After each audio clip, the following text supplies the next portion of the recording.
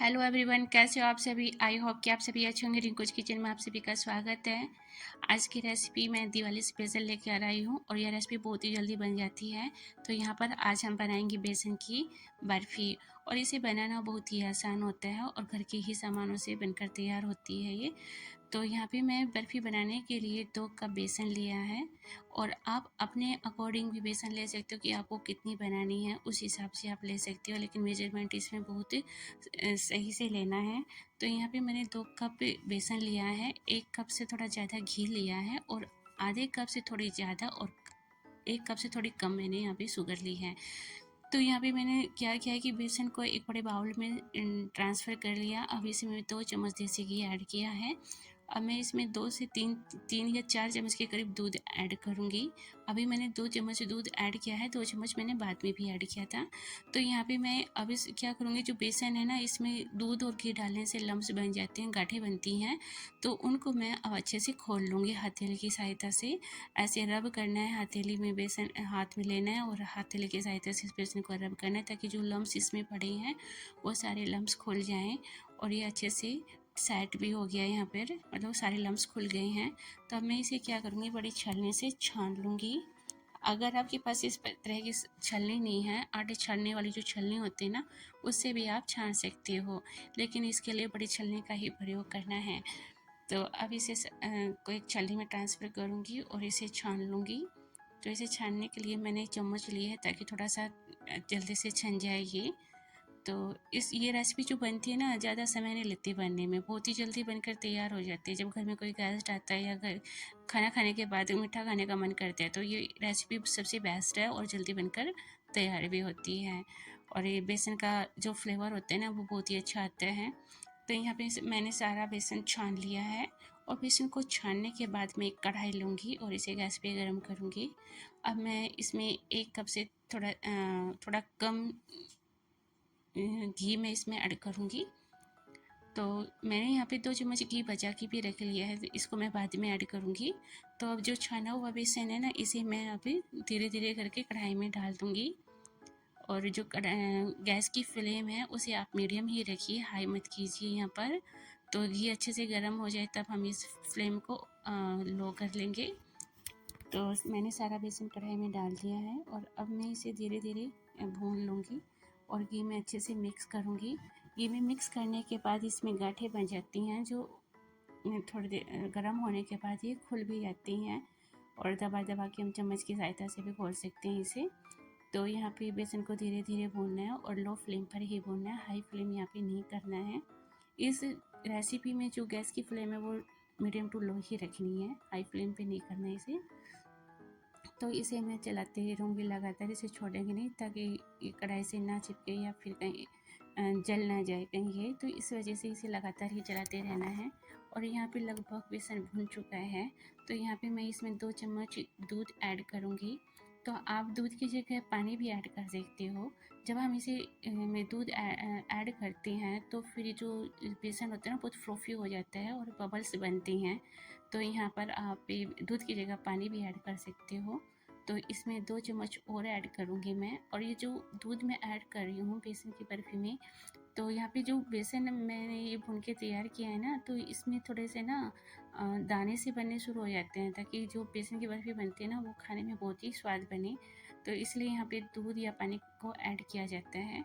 और इसको ऐड करने के बाद ना बबल्स ज़रूर बनते हैं, यहाँ पे घबराने की कोई ज़रूरत नहीं है, क्योंकि थोड़े बहुत तो ऐसा होता ही है। तो यहाँ पे लगभग जो बेसन है भूनकर तैयार हो गया है। अब मैं इसे दूसरे बर्तन में ट्रांसफ़र कर लूँगी, क्योंकि जो ये कढ़ाई है ना इसे काफ़ी गर्म है, अगर इसे छोड़ दूँगी ना तो ये जल जाएगा और जलने से इस जो रेसिपी है इसका मज़ा नहीं आएगा खाने में। तो इसे मैं दूसरे बर्तन में ट्रांसफ़र कर लूँगी और इसे ठंडा कर दूँगी अब। तो दूसरी तरफ मैं अब क्या करूँगी, चाशनी बनानी है और चाशनी बनाएंगे अब यहाँ पर। तो यहाँ पे जो बेसन है इसको उल्टा पलटी करके मैंने बीच में कई बार घुमा दिया था ताकि जल्दी ठंडा हो जाए। और यहाँ पे मैं अब एक पैन लूँगी। तो यहाँ पे मैंने जो आपको बताया था शुगर, मैंने यहाँ पे 1 कप से थोड़ा कम लिया और आधे कप से थोड़ी ज़्यादा है। और आधे कप से भी थोड़ा सा कम पानी ऐड करूँगी मैं इसमें। और गैस की फ्लेम यहाँ पे हाई कर सकते हो तब तक ये मेल्ट होए, उसके बाद आप मीडियम फ्लेम पे कुक कीजिए चाशनी को। अब मैंने यहाँ पे 2 से 3 इलायची को कूट लिया था, अब उसे ऐड करूँगी। इलायची का फ्लेवर भी इसमें बहुत अच्छा आता है, तो आप इलायची ऐड कर सकते हो। और यहाँ पे मैंने थोड़ा सा केसर भी ऐड किया था। और यहाँ पे मैंने ना बिल्कुल भी फूड कलर जो होता है वो बिल्कुल भी ऐड नहीं किया। मैं आप यहाँ पर अपने बच्चों के लिए, घर के लिए बना रही थी। अगर आपको कहीं बाहर देने के लिए बनानी तो आप फूड कलर भी ऐड कर सकती हो। और खुद के लिए बना रहे हो तो आप वैसे भी ऐड नहीं करो तो ठीक है, क्योंकि फूड कलर इतना हेल्दी नहीं होता है किसी के लिए। तो यहाँ पे मैंने फूड कलर बिल्कुल भी ऐड नहीं किया है। तो चाशनी को मैंने लगभग बन चुकी है, बस 2 मिनट और कुक करना है इसे। चाशनी बनने में सारा ही मतलब ये समझो कि 5 मिनट ही लगती हैं। तो यहाँ पे चाशनी है वो हमारी बन चुकी है और गैस की फ्लेम को ऑफ कर देंगे।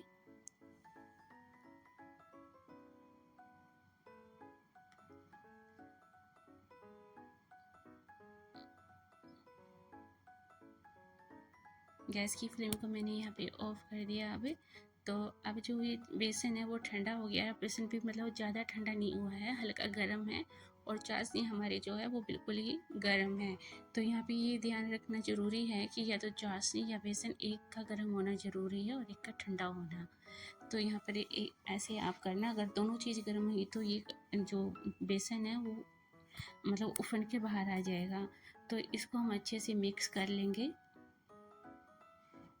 और अभी ये बहुत पतला लग रहा है, लेकिन ये जैसे भी इसे मिक्स करते रहूँगी ना, अपने आप ही ये क्या होगा, गाढ़ा हो जाएगा और एक बर्फ़ी जैसे हम बर्फ़ी जमाते हैं उस वाली फॉर्म में आ जाएगा ये। तो इसे मैं लगातार चलाती रहूँगी। और यहाँ पे चाशनी डालने के बाद इसे छोड़ना बिल्कुल भी नहीं है, क्योंकि लगातार चलाते रहना है यहाँ पे। तो यहाँ मैं चलाती रहूँगी।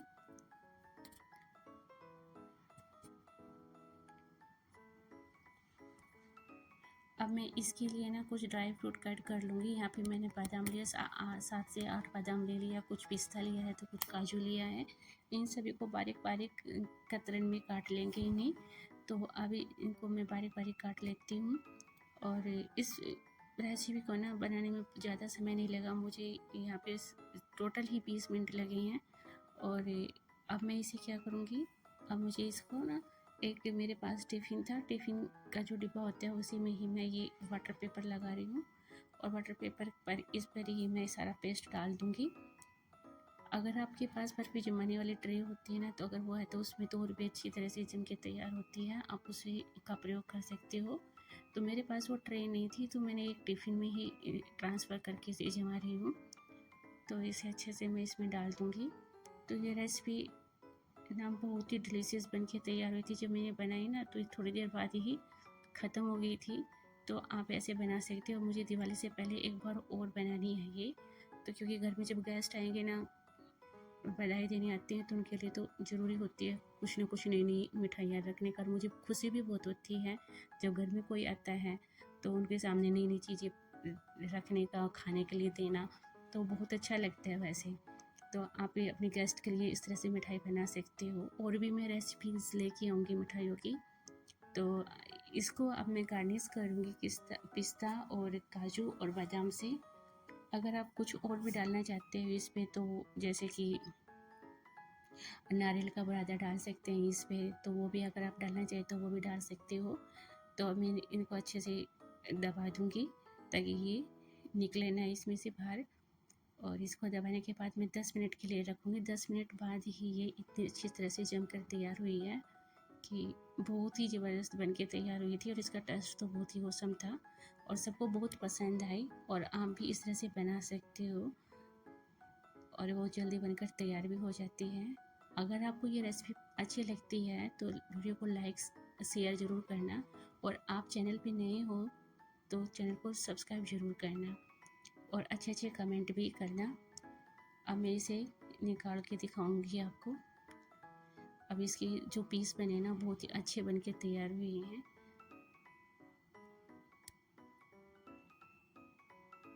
इस रेसिपी को आप किसी भी बर्थ में या त्योहार पे या घर में कोई ओकेजन पार्टी वगैरह है या बर्थडे पार्टी है या शादी की सालगिरह है तब भी आप इसे बना सकते हो। इस तरह से हम अगर घर पे मिठाई बनाते हैं तो बाहर की मिठाई लाने की ज़रूरत नहीं होती और हम घर पर बहुत अच्छे से बना लेते हैं मिठाइयों। तो दोस्तों, आपको ये रेसिपी अच्छी लगती है तो चैनल को लाइक शेयर सब्सक्राइब ज़रूर करना और आपसे मिलते हैं नेक्स्ट वीडियो में और नई रेसिपी के साथ। तब तक के लिए bye bye and take care.